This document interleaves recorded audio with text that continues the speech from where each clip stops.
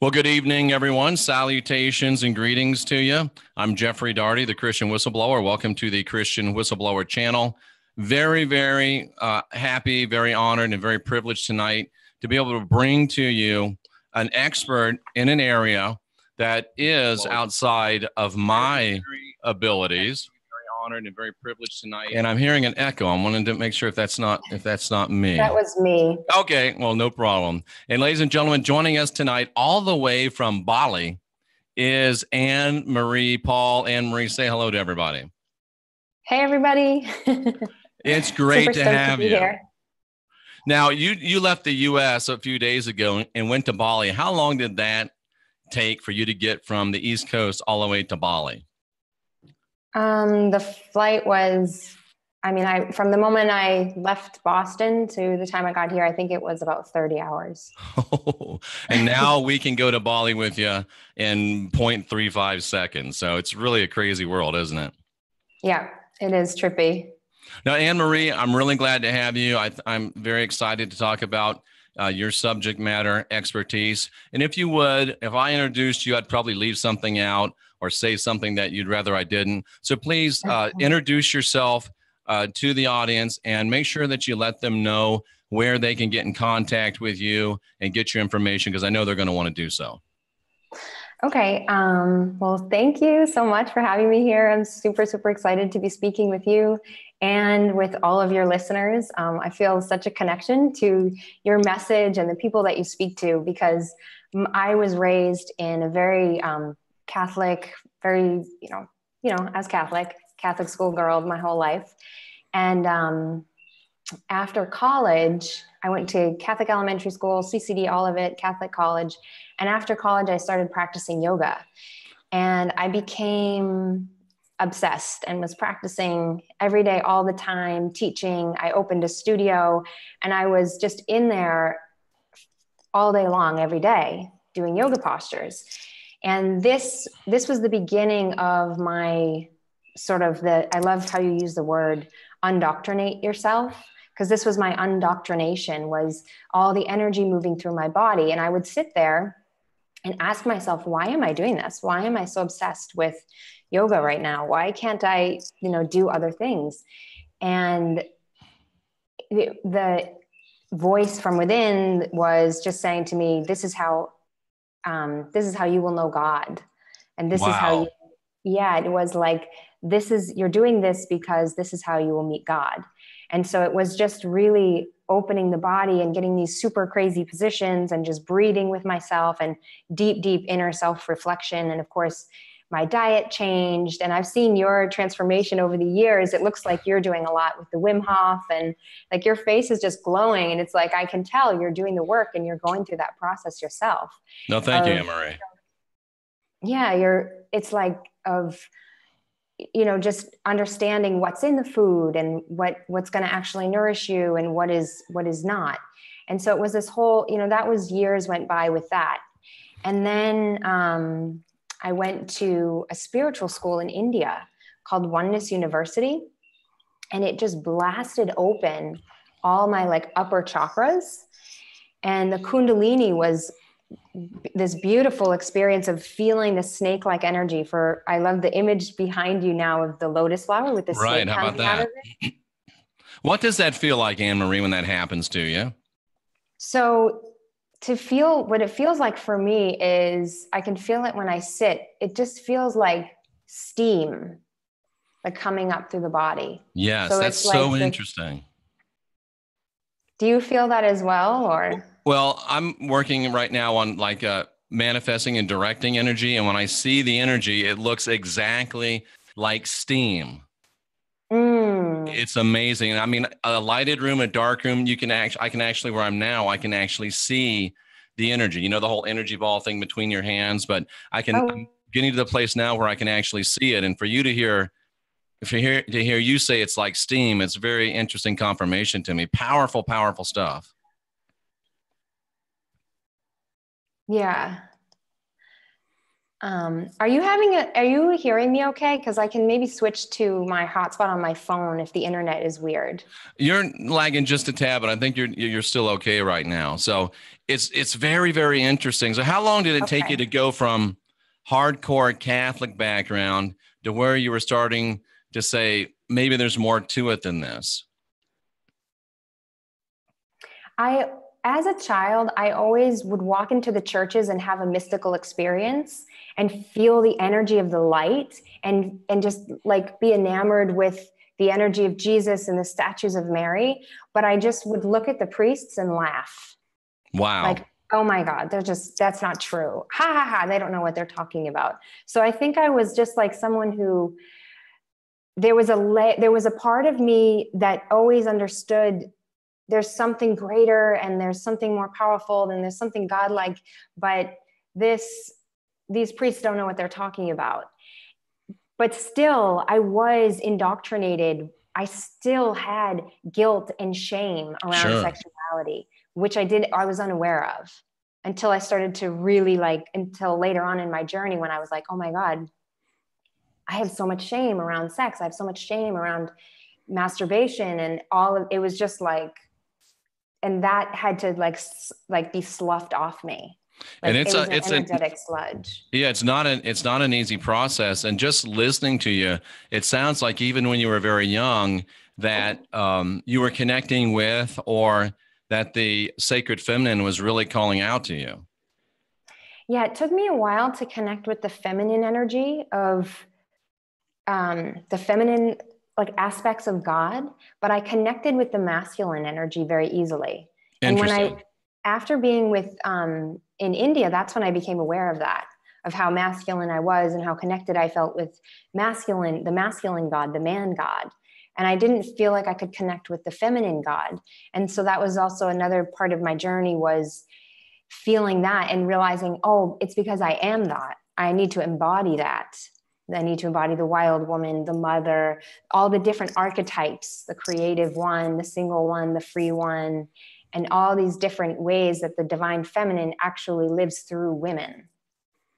That's fascinating stuff. Now, do you think, and this is my idea, and of course, I come at it from a male perspective because I'm a man, and as I sit back and look at it, 20 years I was a pastor, Bible college graduate, all this stuff.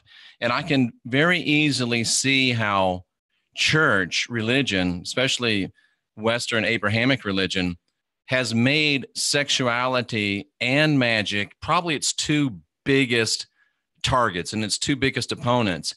And I would sit back and wonder, why is that? And if we are created in the image of God, if we are created like the gods, and they gave us this powerful sexual energy, sexual drive, some would say, I don't know if that's the right term, then if these gods gave us something that is bad, ugly, shameful, dirty, then they are among the greatest fiends that have ever been in the history of history.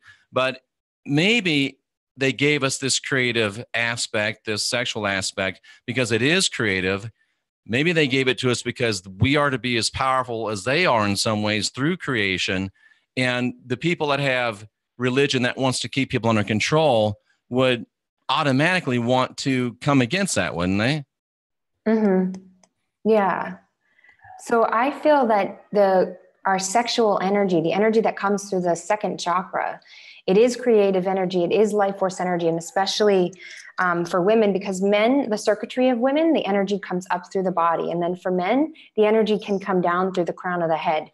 So it's like they shut off the magic, our connection to something higher, and they shut off the sexuality by saying, oh, you're going to go to hell if you ever have sex before marriage. And just essentially the way they shut it off in Western culture is they don't tell us anything about it. And then the pornography, that's how people learn. And that is a complete, there's just such another way of experiencing sex and intimacy that can actually allow the creative energy to move all the way up through the body.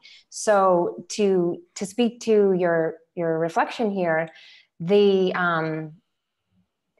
it is a way for us to have a direct experience with God and a direct experience with Source, and really to empower ourselves and become sovereign and become wild and become make our own choices and trust our intuition and have the ability to know, oh, I'm not going to vaccinate my kids, or, oh, I'm not going to buy into that, or this is right or this is wrong. Because if people are connected with their sexuality, they're connected with the fullness of themselves, and they will be able to make these decisions to empower their lives and empower themselves and their families and their communities.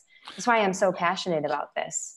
Anne Marie, it sounds crazy to people raised in, a Catholic, a Protestant, a Western mindset. It sounds absolutely nuts to them to say, if you get in touch with your sexuality, you're going to be able to free yourself. You're going to be able to be divine, sovereign, and free through your sexuality. It's like it almost makes them want to put their fingers in the ears and say, la, la, la, la, la, because it's just so beyond what they're taught. It's so beyond what they understand. How do you get people to make that break? Because there's so much guilt, so much shame.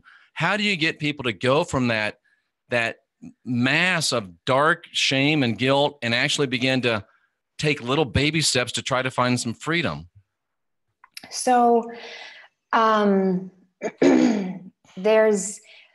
everybody has free will. Everybody has to, this is a very, very sensitive topic, very, very triggering. And so for people who have their fingers in their ears, for me, I just let them keep their fingers in their ears. And that is so profound. Yeah. It's like women are waking up, and women are instinct. This is an instinct for women. I just was recently in the US, and I did quite a few like little yoga classes for women and some different meditation workshops. And I just sort of like opened up the space and was really grateful for the community, the yoga teachers that invited me to share with their communities. And you just invite women into their body and into their hips, and you start the conversation, and women are curious. Women ask, they're actually people, not everybody, but a lot more than you might think, are ready for this information and ready to wake up and ready. And they're going, after all these years, I think there's more. I think there's more to love, to sex, to intimacy, to my body, to orgasm. And they kind of instinctually feel that there's more to it, but then they don't. So it's like, if they want it, they come for it. And if they don't, this is not their medicine. This is not their time. And I think humans are coming into, or the souls are coming into this human incarnation, and not everybody is going to do the same thing and be on the same path in every lifetime. Some people are going to experience this, and other people, maybe they'll go through a few more incarnations and then they'll want to experience this. But yes, certainly there's a lot of, there right now, it's like the pendulum is swinging to the other end of the spectrum with sex, because now there's all this like really, what's the word? It's like really kind of fucked up expressions of sexuality for teenagers and in the young 20s, where they're actually not, like, it used to be that it was like, you could only do it with someone that you're married with. And then now it's like, oh, just do it with everybody because it doesn't matter. And so it's like the pendulum is really swinging.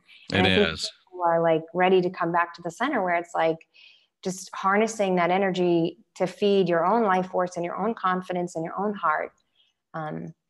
Interesting. Anne Marie, women, obviously, you say, are becoming more open to this. I'm just going to go out on a limb and say maybe the guys aren't quite getting it. And half of my audience, we have a 36,151, it's up on my screen right now, subscribers, almost exactly. And this is probably one of the things I'm most proud of. I bet it's very, very rare. Almost exactly half of my subscribers are men. Almost exactly half of them are women. I think that's great. It shows balance. I think it's a beautiful thing. But 50% of my subscribers don't have vaginas. So why do they want to stay and listen to the rest of this show? What can they learn? What can they take away from it? Beautiful question. So for men, there's this idea, okay. Let it rip, Anne Marie, let it rip. I think that for men, there's a lot more depth that they can experience in sexuality. So for a man, when he has sex in the way that he might have learned from pornography, it's very unsatisfying. It's very unfulfilling. It's like eating something that makes you more hungry. And so experiencing sex in a way that's tantric and slower and more honoring of himself and of the woman, or if it's a gay couple, Right. just honoring of the moment is will lead to a greater sense of satisfaction in his life as well. Oh, I absolutely agree with you. And I would also think that as a man, if your goal is to have better relationships, if your goal is to have better sexual relationships, then a really good way to do that would be to understand what ladies are thinking, understand what ladies are going through, understand ladies' bodies, understand what makes ladies' bodies work the way they work, what makes ladies think the way they think. And if you're a smart guy and you actually do want to have sexual relations with women, you might want to position yourself into a place where you're someone that would be willing to help facilitate the growth and the freedom and the sexual expression of women, instead of being a dope that just does it like they do on porno. Is that a crazy idea, or does that make sense to you? Yeah, that's beautiful, Jeff. And it's just, Absolutely. and I Yeah. got smart guys in this chat room. I know Rocky Stucci right now has got his notebook out and he's making notes, Marie. I'm very sure of it. Because I mean, and once it sounds so crazy. And I'm nobody's priest, and I wasn't a shaman when I was young. I've been through it, I've done it, but once you begin to realize, and you said it so beautifully, once you begin to experience sex that is through the sacred way of doing it instead of through the Ron Jeremy rule, school of sex, you're just like, whoa! It's like if you've always been going to McDonald's your whole life, and somebody takes you to a Ruth Chris, and you get a beautiful steak, or if you're a vegan and you've been eating nothing but beans, and then you get something that's really great and tasty, you're like, whoa, I've been missing this the whole time. Tell me how to get some more. And I think men like Rocky and the rest of us, we can learn a lot from the way that you're teaching women. Yeah, it's true. So, for a lot of the women that I work with, when they start to have more sensation and start to have different types of orgasms and start to be really much more embodied in their body and in their sensuality, their relationships with their husbands change. I mean, I work with women who say, oh, I haven't slept with my husband in 10 years. And now all of a sudden their whole thing is they're making love again. And certainly one of the biggest things I think for improving sex life and sexuality, and it's so hard, is communication and asking for what you want. And for men and for women, we aren't told that there's more. And so once we know, oh, there's more, you have to go and explore your own body, get to know your own temple. And then you know what you like, and then you can communicate it. So it can be a beautiful exploration for couples together or individually, and then you communicate with each other and just ask for what you want. Because I think a lot of men it's like you say, they don't know what women want. They don't know what would make them happy. And Marie, are some women just getting so fed up with men that they're just going to go to other women? Oh yeah, for sure. Wow, guys, it's I serious. don't know. It's serious. I mean, really. And if you think about it, it's almost, the survival of the species, at least our growth and development. So we really need to get this together. Now, I might have misunderstood you, Anne-Marie, but it sounded like you said that if you really want to understand sexuality and make it full, that you want to start understanding your own body first. Is that what you said? Yeah. Wow. But I thought that you would go to hell and grow hair on your palms and all these bad things would happen if you started engaging in masturbation. Exactly. So I guess we can't explore ourselves. Well, we have to if we're going to get to true, real, sacred sexuality and true, real power and manifestation, don't we? Yeah. And this was a big shift in my own journey. This is when I really woke up to how much shame I was carrying around. Talk about that, if you would. Talk about the shame that we carry as Western individuals.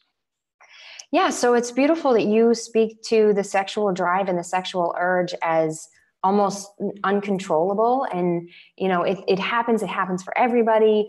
And, especially if a woman is healthy, if she's getting enough sleep, if she is eating good or she's exercising, then she's going to have a healthy libido. She's going to have a sex drive. And Anne-Marie, a man that is physically optimized is going to wake up every morning with erections. Oh, wow. And he's going to have erections throughout the day. It's natural. It's normal. It's the way it's supposed to be. And yet we feel this shame about it. Please continue. I didn't mean to jump in. No, that was beautiful. Thank you for putting that in there. I recognize my language is speaking to women here. And I know you said, no, I have 50% men.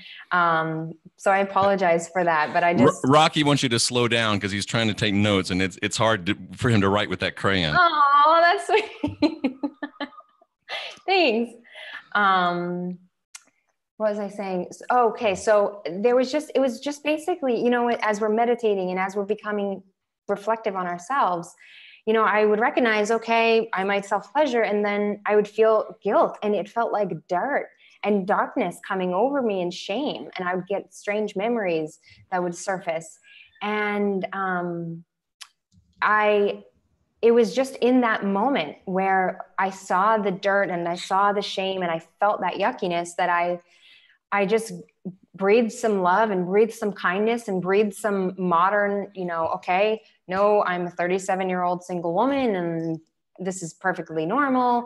And so it was just in that moment that I recognized the shame, that I was able to just breathe some self-love and some compassion towards it.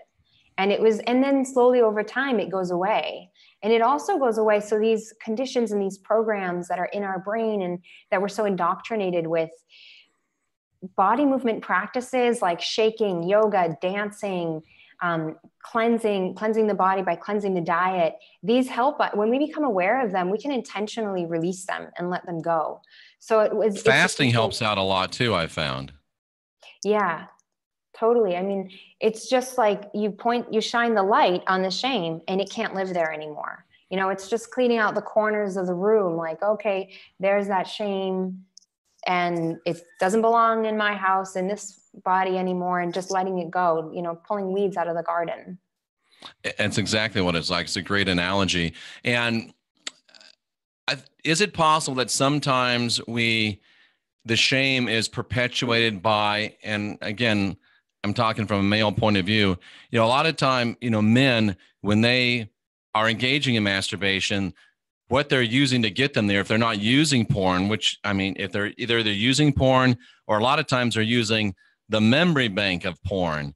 And if you're starting off being motivated by something low frequency, low vibration, unbalanced, then maybe some of the shame you're feeling is not because of what you're doing, but because of what you're using. Can we transmute that and begin to, instead of just seeing women as objects and what we can get from them, can we transmute that and become more service to others and more appreciative and more honoring and more, I don't want to say worship, but, revering the feminine beauty rather than seeing it as something to consume and gratify ourselves with? Yeah, absolutely. That's so beautiful, Jeff. Yeah. I think that, there's a lot of men I know in the sacred sexuality field that are coaching other men through like porn detoxes and just because what happens with pornography is it's like the arousal is happening in the brain. So when you're watching something on a screen, your arousal isn't actually happening in the body. Ooh, profound. Yeah. And so the stimulus has to get weirder and darker and more edgy. More. Right. Yeah. It's like, a bad analogy, drugs, you got to get something stronger, or more. Yeah. And so for men that are, their arousal is dependent upon this thing that's happening in the brain, it's like it never ends. And I know it's crazy. Like I talked to this guy in San Francisco and he said they're doing all kinds of like weird drugs out there for sex. And I was like, come on, people, that's disconnecting you from your body. So you want to bring the arousal sensations into the body in a slow way, in a loving way. So men could, how would they want to be treated in, like, can you be tender with yourself? Can you be slow with yourself? Can you, and I know men's arousal is completely opposite than women, but this is something that helped a lot for me.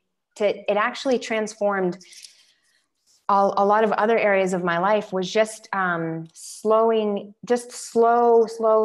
nurturing touch. Because the way that we treat ourselves is the way other people are treating us. And, so it's like, if we had this, like, oh, I'm just going to be fast and rushed, and then that's how the world is going to be towards us, as opposed to just taking your time, like eating slower and waking up more subtle sensations. Beautiful. Beautiful. Anne-Marie, let me share a statistic with you that my partner on The Last Stand on Monday nights, Jay Campbell, shared with me. He's in the hormone optimization therapy field, and he talks with doctors constantly. And Anne-Marie, right now, doctors say that there is an explosion within their practices of men in their 20s that are needing Viagra, Cialis in order to get erections. When I was 20 years old, I needed something to stop me from getting erections. Wow. It's just crazy what's going on in this world, and it really is a crisis. Wow. That is unbelievable. From your point of view, what could you offer as, and that was a great advice, slow touch, nurture yourself. What else could you offer that you think would be transferable across from female to male that men could also take advantage of and start learning to appreciate and enjoy, run their own bodies so they can get better at running, having sex with other people? So one thing for male erectile dysfunction, if you lay down on your back and put your feet up the wall, so you lay down like on your bed with your feet up the wall, so the circulation runs down the legs into the pelvis. So if you do that for 20 minutes every day, this increases the circulation to the pelvis, which is the chi and all the life force. That is amazing. And then also massaging the inside of the legs and the groin, massaging the stomach, massaging the glutes, massaging all around the pelvic, the tendons and the muscles helps to increase the circulation there, helps you to slow down. But it's helping the man, this boy, this young individual who is always dependent upon his erection, dependent upon something in his brain. It's bringing his awareness into his hands and into his body, and it's slowing him down for a minute. So I would recommend that for men, if they're doing that with their feet up the wall, to maybe no screen time, like to not have stimulus, but to actually meditate on their bodies, and just so that they can come back into their bodies. Like, it's crazy what you sometimes share about the toddlers with iPhones, and people are just like, they're just in their brain. They're not in their bodies anymore. So that's profound. So sit with your legs up the wall, letting the circulation come down for 20 minutes. Do a self massage on your glutes, your inside thighs, your butt. Not stimulating the actual penis, but just stimulating the muscles around it. Fascinating. Now, Rocky Stucci asked a good question, and I know Rocky pretty well. I'm interpreting a little bit of what he said. He said, "Is it wrong to mix a little of both worlds?" I think he's asking, is it all right to have slow, loving, very passionate, intimate sex, and then is it also okay to every now and then have very, forceful, passionate, wow sex? Yeah, absolutely. It's good for relationships. If you're with in a monogamous relationship with one other person, it's really good to have lots of different types of sex in order to keep it interesting. And I know for men, they have this desire for lots of different women. And so this is a great way to keep the intimacy alive between a man and a woman, if they're not going to be with other people, to do that, to role play, and to sometimes do it like this and sometimes do it like that. And that comes down to one of the hardest things for people to do is communicate, to ask, to suggest, and to kind of get out of their routine and get out of their boxes. So yeah, absolutely. Both are beautiful and both are good, and just different.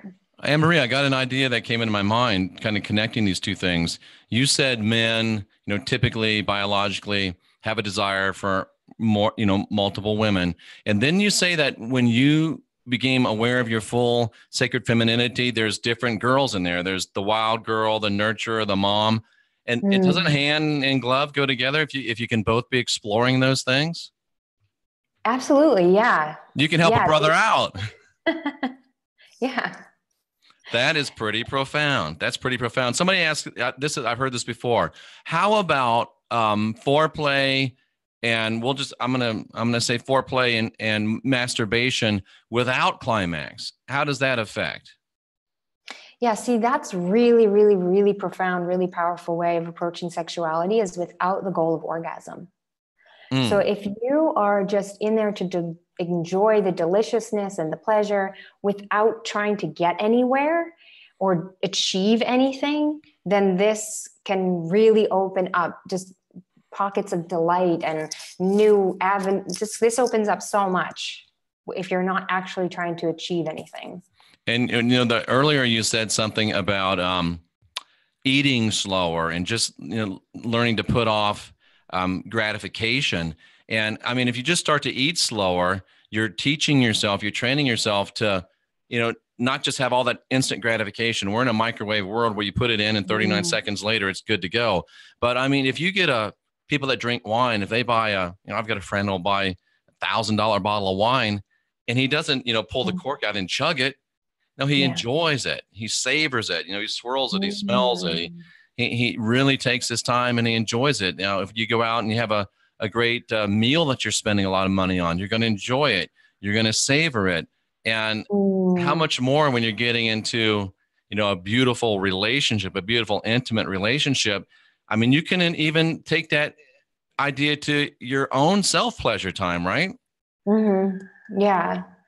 So the longer you spend or the more you just slow down, I feel that this has implications for, okay, this is the electromagnetic field around you is all about being slow and enjoying the moment. And so then you're going to attract to yourself other situations like that.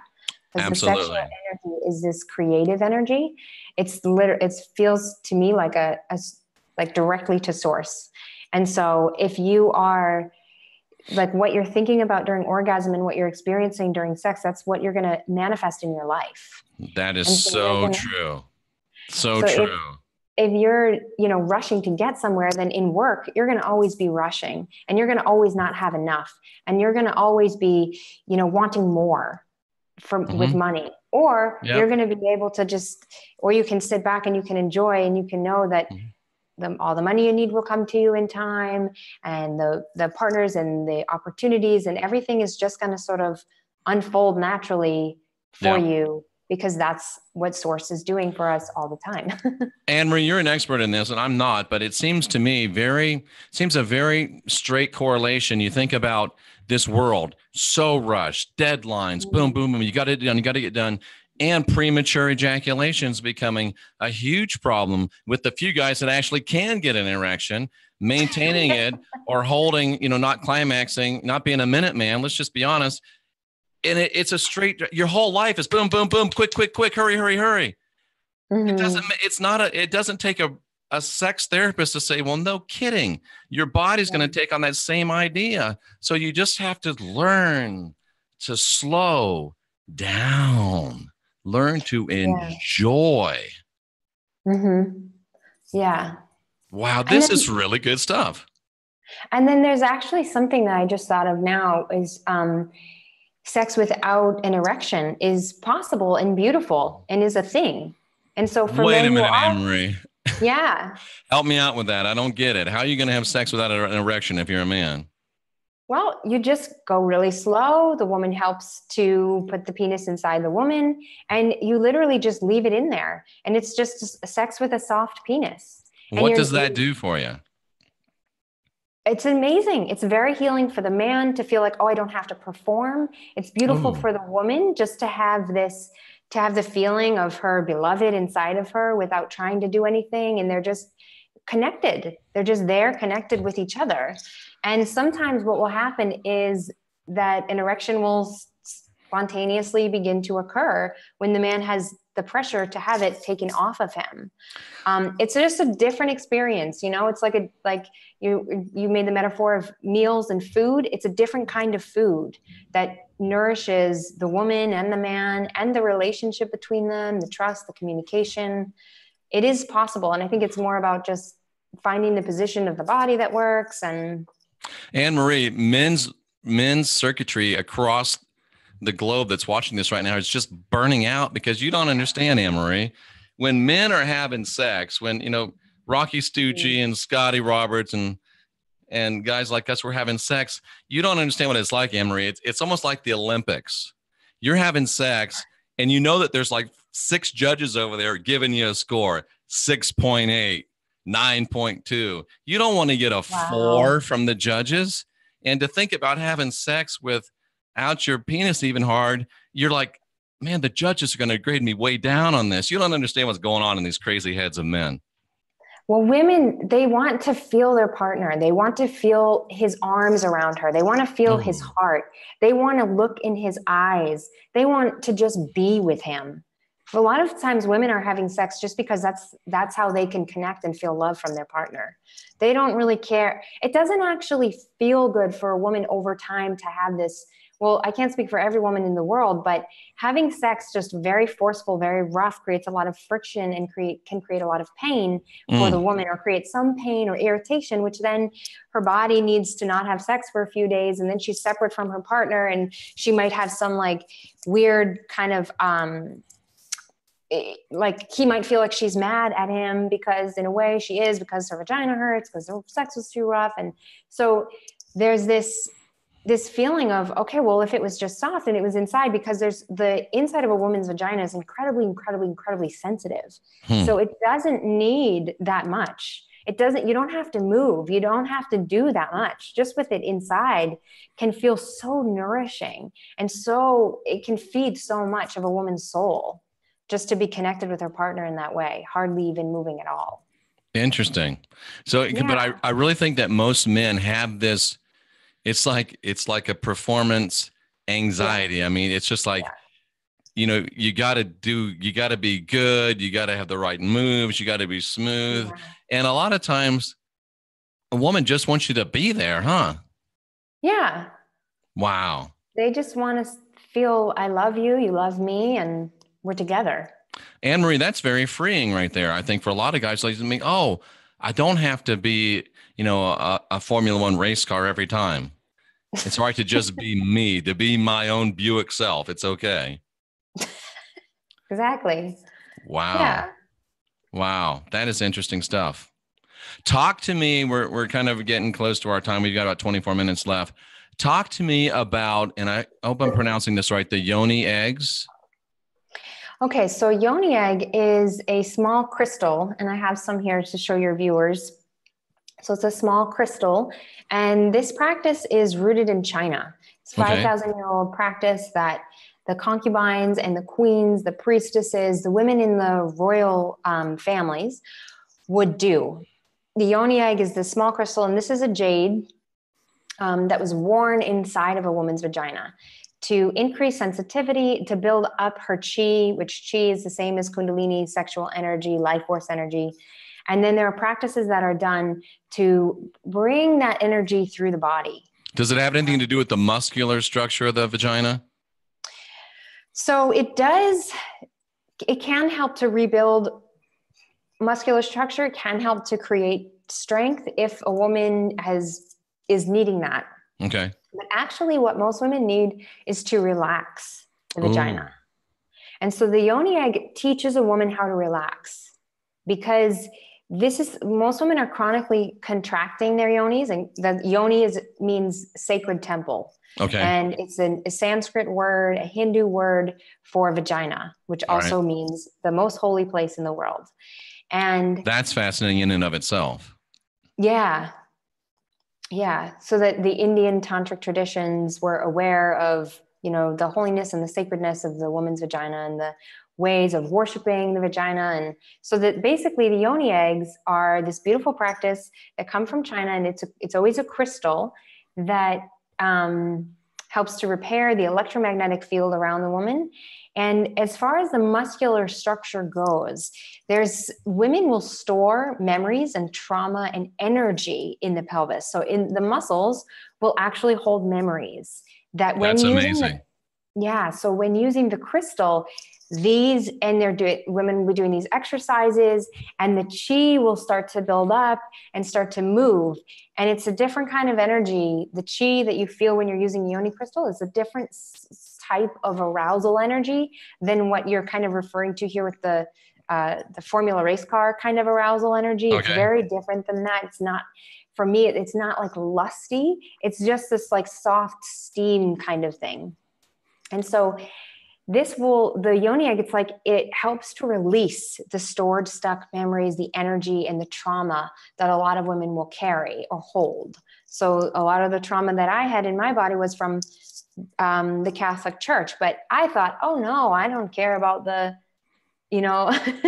I'm not Catholic. I don't care about what those priests say. But actually, there were a lot of ideas that I absorbed because little kids, we're energy, and we absorb energy, and we carry and we hold and we take on memories and ideas and programs and thought forms about sex being a sin and sex being bad. And so that was something that I had to release from my energetic system and my energetic being. And it happened in this way. It happened through dreams, through sweating, through tears. It happened in a natural way, like without too much like drama, if you will. That's amazing stuff. It really is. And is this a practice that any woman can do? Yeah, absolutely. Any woman can do it, any age. And yeah, any woman can do it. Now, is there like a specific prescription or a way that you start? I mean, this size, that size, this structure, that structure, jade, quartz, whatever. Is there, I guess, is there somebody to guide a woman through how to do all this and what's the best practices to do it? Yeah. So I have I coach women one-on-one, like virtually, or sessions at my house. I teach them how to use it and a lot of the history behind it. And I also have an online course that I take women through called the Yoni Egg Initiation. I wasn't able to figure out how to mute my YouTube. Oh, okay. No worries. So I couldn't put it in the chat room there, but my website is annemariepal.love. It's already in the box below, everybody. It's already right down there in the bottom. You can click on it and go right to it. Oh, thank you, Jeff. You betcha. You betcha. Is this something you'd recommend to every woman?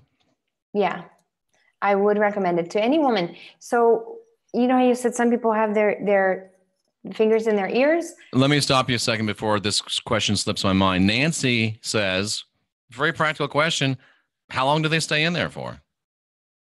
So you want to use it no more than 8 hours, but you only need it for like 30 minutes or 1 hour. So you can wear it, do some practices with it, and remove it after 30 minutes or after an hour. You can take a bath with it and then remove it. Or you can put it in and wear it throughout your day, but I wouldn't suggest wearing it for more than 8 hours. Interesting. Okay.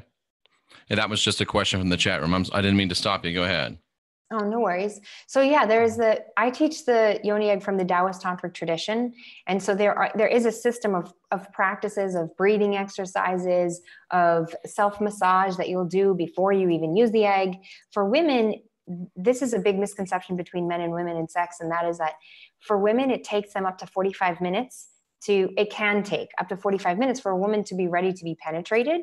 And wow. Because and men are ready right away. So it's a very opposite sort of energy there.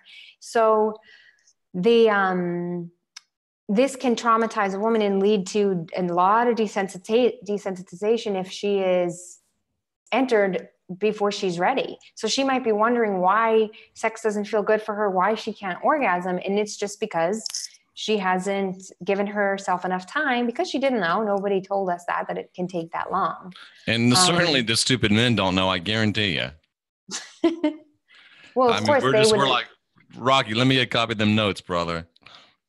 It's just, it's enlightening. It really is to just think about. And I mean, stuff that would never enter into a man's mind. That's powerful stuff. It really is. Yeah. Like a woman's body will just slowly open up, and the circulation just slowly increases down there. A woman has to feel really safe. She has to be told, she has to know in her brain that she's safe with the man, because when a woman has an orgasm, there's a part of her brain that actually shuts down, and she's in a fully surrendered state. So she has an orgasm with a guy and she doesn't really know him, that like she just basically won't. The circuitry of a woman, she won't have an orgasm with somebody if she doesn't feel safe with him, it won't be as good. There's types of orgasms that the energy just stays down in the pelvic floor, Or there's orgasms where the energy goes all the way up to the brain, and this thing happens where part of the brain shuts down. She's fully surrendered and she's floating in the universe and she's gonzo for a few minutes. But this won't happen if she doesn't feel safe, because her nervous system, the autonomic nervous system, is going, no, honey, this guy, he doesn't think you're pretty or whatever. She's really picking up on all these things of whether she's safe or not with him. Wow. So is it, from what you just said, and from what I know from 20 years of counseling as a pastor, there's probably a lot of ladies that have never had an orgasm even closely approaching this full body, all the way up to your head orgasm you're talking about. Yeah, for sure. Because we don't know. We aren't told that there's other ways. But we can have orgasms with the G-spot. There's actually cervical orgasms. There's heart orgasms, throat orgasms, full body orgasms. There's energy body orgasms where it's not even a very sexual feeling, but there's an orgasm happening in the energy body around you. But of course, you don't have an orgasm with your energy body if you are not attuned to it. It's a very, very subtle, like tuning into that vibration. And so that's what a yoni egg really helps women become incredibly sensitive and release all of the numbness, essentially, inside of the vagina and in the G-spot and in the cervix. You're releasing all of that as you basically just bring the awareness there and meditate on it and go into that space with yourself on a regular basis to do the work, to let go of the shame, let go of the trauma, because the mind will shut down so much pleasure for a woman. Interesting. Now, do you remember we had that brief phone call when we were setting this up, and you told me, or you sent me in an email, something that men can do to make women feel unsafe with them and keep them from having those full orgasms? Do you remember what you told me about that? Yeah. So the autonomic nervous system there are nerves that go from the brain through the body into the vagina, into the balls of the vagina, the cervix, the G-spot, and the clitoris. And our orgasm happens on these nerves that go up to the brain, and then here's the fireworks in the brain. So it's this double loop system. We take in information from our surroundings. Oh, there's beautiful flowers. I can hear a water fountain going. The air is warm. We're picking up on all these little things around us, which are telling our vaginas we're safe, we can relax, this man is nice. Or we're picking up on the autonomic nervous system will pick up on signals from around you that say you're not safe. And one thing that's very normalized is jokes about sex and jokes about vaginas and jokes about women being slutty or cleavage or these kinds of things. And so jokes in the workplace or kind of that locker room talk, women hear it and they may not be aware of it, but if they tune into their vagina, when they hear that, there's a tightening, there's a clenching. And it's because they're not safe when there's like these jokes about sexuality being said. Because this is our autonomic nervous system saying, no, don't open up, keep the gates closed. We're not safe in this situation, keep going. And it's so insidious, Anne-Marie, because guys, we don't know what we're doing. And even when we do know what we're doing, we're not sure that we know what we're doing, which makes us feel kind of nervous. And a lot of times when we're nervous, we want to laugh it off and make jokes and be silly. But that's the worst thing we can do. You don't make jokes about the most holy place in the world, right? Yeah. That's what we got to start thinking as brothers. I'm trying to help you out. Yeah. Knock it off with the crotch jokes. They're just not going to help you at all, right? They're going to hurt you. Yeah. Yeah. And I appreciate you saying that to me. I think you mentioned I was doing that in the chat in one of my shows, and I definitely take that to. Johan says we can't laugh. Well, of course you can laugh, but you don't laugh about the most holy place in the universe. And if you're smart, you're trying to help the ladies that you're with have a fuller sex life, or they'll find some guy that is trying to help. It's your decision, bro. Yeah. Yeah. And thanks for taking that to heart. That's the sign of a real man, is when he wants to respect the woman that he's with or respect women around her. And of course that goes for women as well. When a man says to a woman, hey, this makes me feel good, or this makes me feel bad. And the woman is like, great, my highest, what I want to do is make the people around me feel great and feel uplifted and feel like a king. And if it doesn't make you feel like a king, then I'm going to change my behavior. I think that was beautiful that you took that reflection from me. Oh, that is powerful.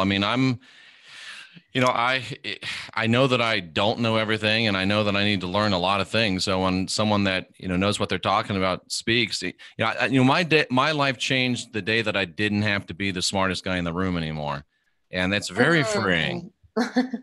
very Yeah. freeing. Yeah. And that's what Yeah. we're here talking about this for, because there's not a lot of this kind of talk on Mm. on our channels or in our truth movement. It's kind of taboo. Let's don't talk about that. It makes people uncomfortable. But a lot of times, Anne Marie, as I think about my life, I had to get uncomfortable with the situation before I broke through and said, I get it now.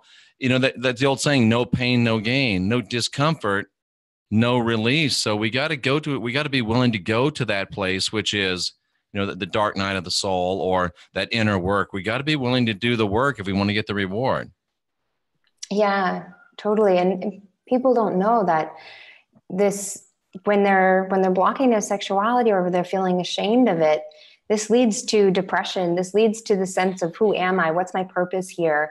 Where's my uniqueness, or am I special? And it's really just, this is life force energy that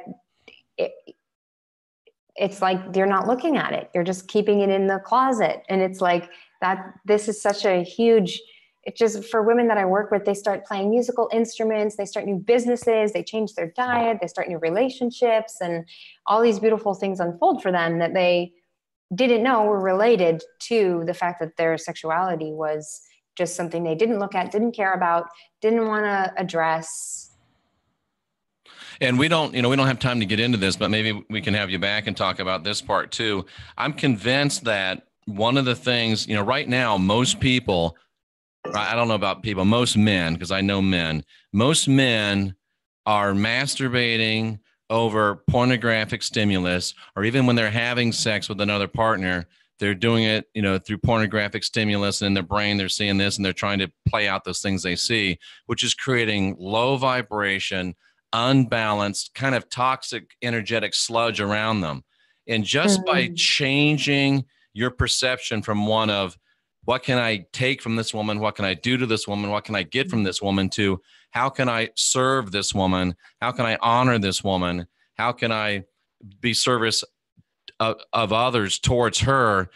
And even in your masturbation, if you're not, what's the word I'm looking for? Objectifying women, and it's more of an appreciation. You can, number one, just get rid of that toxic sludge and build an environment, energetic environment around you that is nurturing and high frequency. And a lot of depression will go.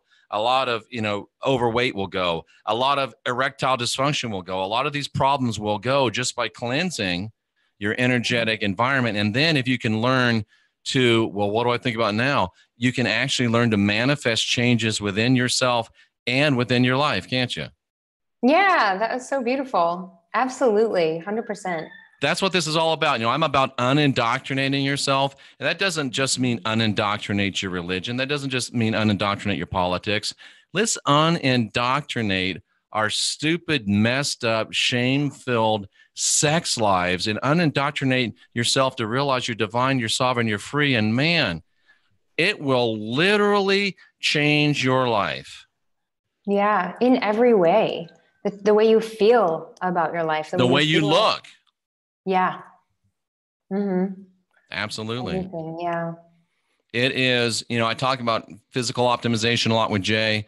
I talk about spiritual optimization. And we really do, individually and collectively, need to start really thinking about sensual optimization, don't we?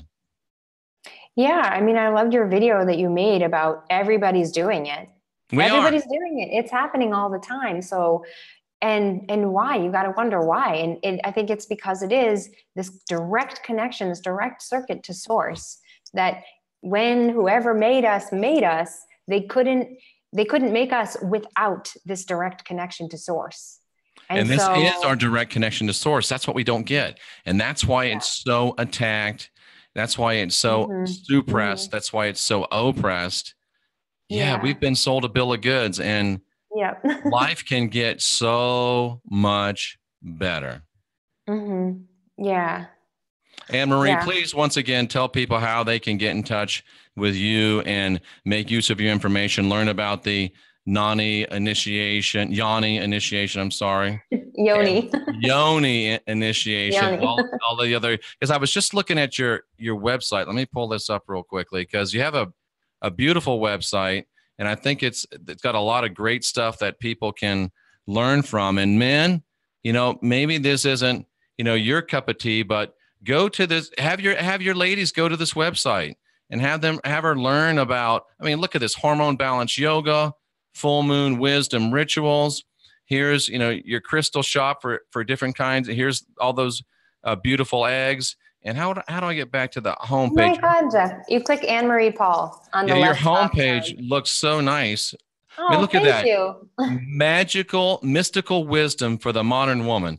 And the modern man, if you get your modern woman connected with mystical wisdom, brother, that's going to change your life. Get your modern woman to change her inner magic. If you're a lady, discover your inner magic. If you just go through this stuff, come on, activate your sensuality, program, embody your feminine essence.